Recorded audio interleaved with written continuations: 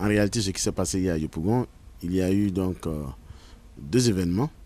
Le premier, c'est que dans la journée, la police des stupéfiants a fait une opération concernant une prise d'un fumoir en fonction des indices que la police avait. Ils ont mené une opération à mi-journée. Et cette opération a permis d'arrêter 5 fumeurs de drogue qui sont actuellement aux arrêts par la police.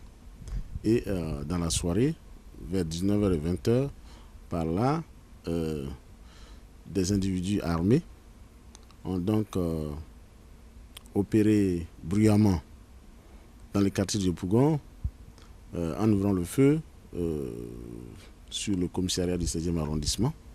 Et également, ils se sont déportés sur le site FRC, des ex-combattants FRC, dans le même quartier, nouveau quartier. Alors, il faut noter que selon les premières indications, il semblerait que ce soit dans le milieu des fumeurs qu'il y a eu cette réaction.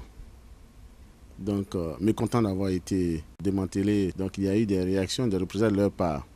Ce sont des hypothèses. Et avec les arrestations et les interrogations, nous en saurons un peu plus. Donc, cette réaction a donné lieu à ces manifestations et des tirs qui ont été donc entendus dans le quartier. Alors, naturellement, ces tirs ont amené nos hommes à réagir.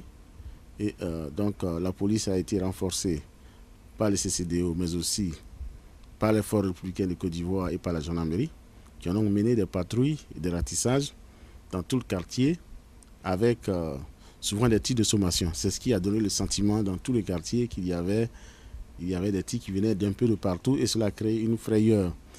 Donc on voudrait présenter nos excuses à la population. Le bilan est le suivant. Donc 5 arrestations au niveau des fumeurs et un mort malheureusement qui a été dénombré au niveau des FRC dans ces fusillades. Et il a été évacué au CHU de Yopougon, mais malheureusement il a rendu l'âme. Nous avons aussi noté des blessés. Pour le moment, nous n'avons pas identifié des blessés. Probablement au sein de ces individus qui ont pris la fuite en laissant les véhicules. Ils étaient à bord de 3 taxis. Nous sommes en train donc de faire les recherches. Nous avons fait une bonne prise puisque la police, dans ses ratissages, a découvert une cache d'armes. Ce sont des armes lourdes avec des munitions, des calaches et des grenades.